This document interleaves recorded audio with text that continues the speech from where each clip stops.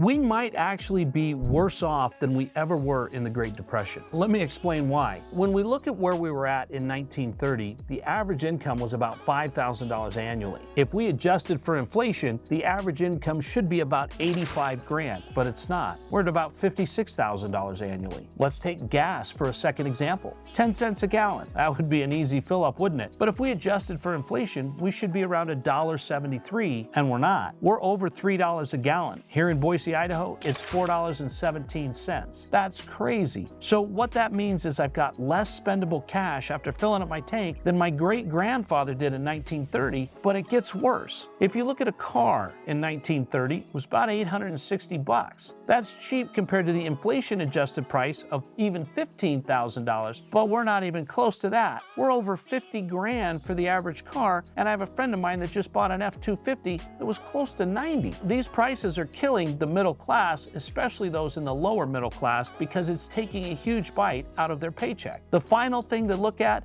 is housing prices. A house in 1930 would run you about $3,900 on a national average. So inflation adjusted should be about 70 grand. Not even close. We're over $400,000 for the national average on that particular home. That is over 100 times more than what you would have paid in 1930. So if you don't think we're living in the Great Depression, you might want to check the numbers.